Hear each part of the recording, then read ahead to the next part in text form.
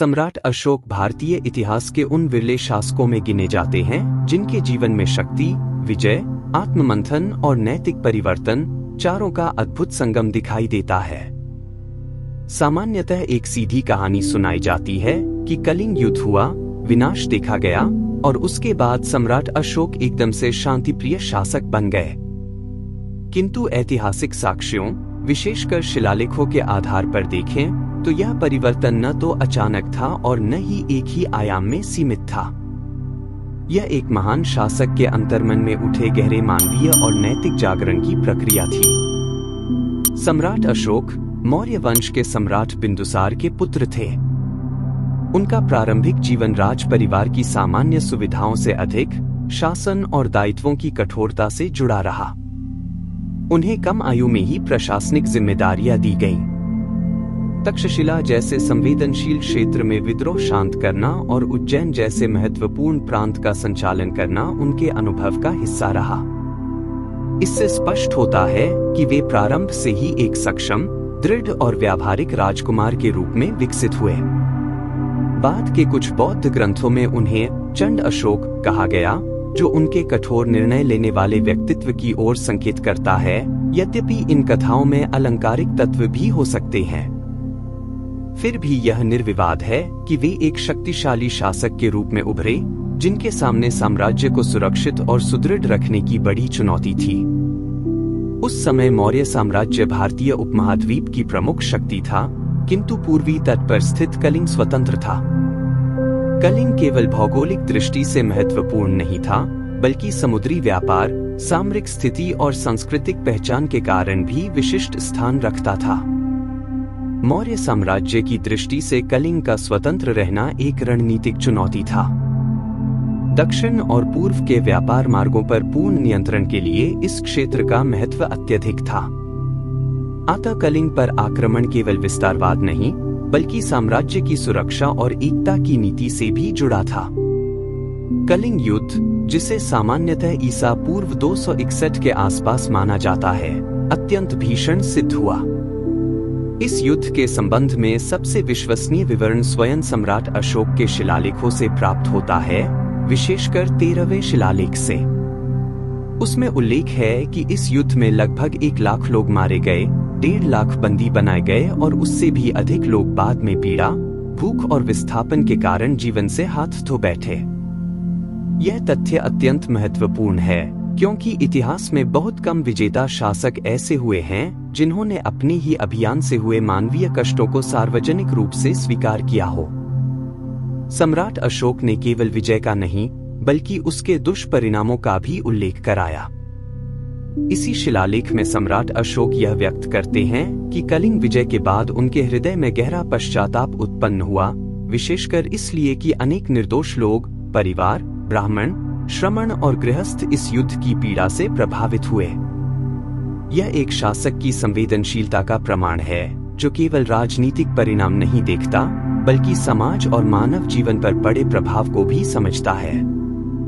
यहीं से धम्म विजय की अवधारणा सामने आती है, अर्थात नैतिक मूल्यों, सदाचार और करुणा के माध्यम से प्रभाव स्थापित करना। हालांकि यह समझना आवश्यक है कि इस पश्चाताप का अर्थ यह नहीं था कि सम्राट अशोक ने शासन की शक्ति का त्याग कर दिया। उन्होंने सेना समाप्त नहीं की, न ही प्रशासनिक संरचना को छोड़ा।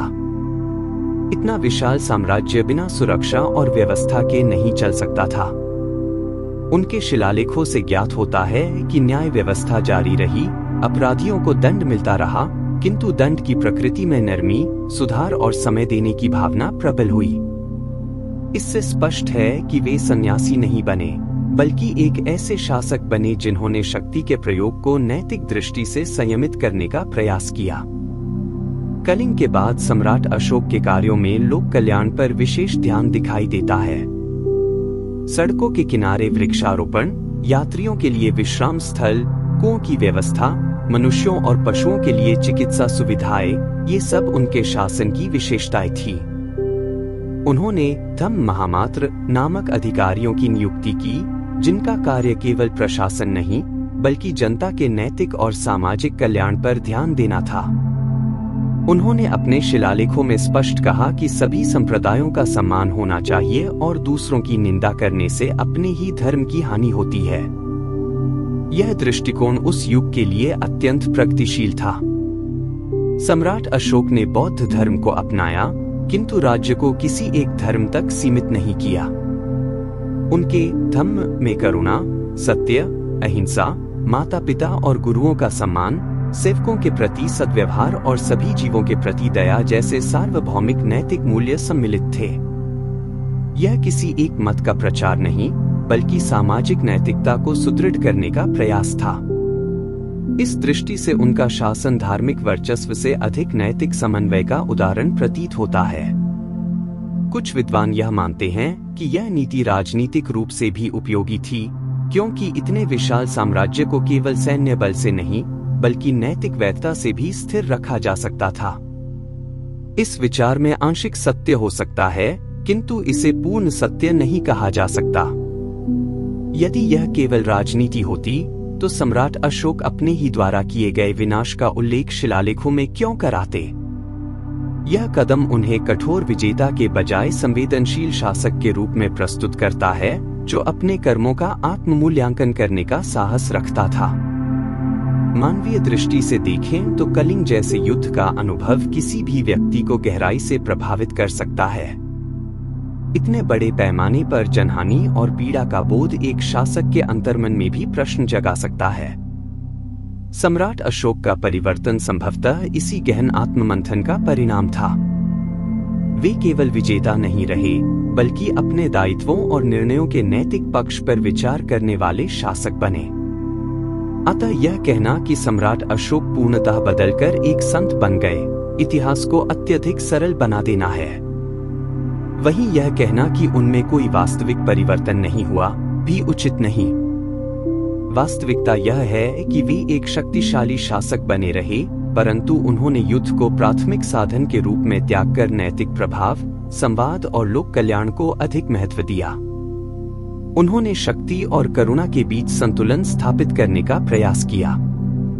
सम्राट अशोक का सम्मान इसलिए किया जाता है कि उन्होंने सत्ता के शिखर पर रहते हुए आत्मचिंतन का मार्ग अपनाया। उन्होंने यह समझा कि सच्ची विजय केवल भूमि प्राप्त करना नहीं, बल्कि लोगों के हृदयों में विश्वास और सम्मान अर्जित करना है। उन्होंने अपने अनुभवों को शिलालेखों में अंकित कराया, ताकि आने वाली पीढ़ियां उनसे सीख सकें। यही गुण उन्हें एक महान विजेता से आगे बढ़ाकर एक महान शासक के रूप में स्थापित करता है। कलिंग युद्ध के बाद उनका परिवर्तन एक क्षणिक घटना नहीं, बल्कि एक सतत प्रक्रिया थी, एक ऐसे शासक की यात्रा जिसने अपने भीतर के योद्धा, प्रशासक और संवेदनशील मनुष्य तीनों को संतुलित करने का प्रयास किया। यही उनकी सबसे बड़ी विरासत है, और यही कारण है कि इतिहास में सम्राट अशोक का नाम आज भी आदर के साथ लिया जाता है। दोस्तों, हम हर वीडियो गहरी रिसर्च और सच्चे स्रोतों के आधार पर तैयार करते हैं, ताकि आपको सही और समझने योग्य इतिहास मिल सके। अगर आपको हमारा यह प्रयास पसंद आता है, तो वीडियो को लाइक करें और चैनल को सब्सक्राइब जरूर करें। आपका सहयोग ही हमें और मेहनत करने की प्रेरणा देता है। धन्यवाद। फिर मिलते हैं अगले वीडियो में।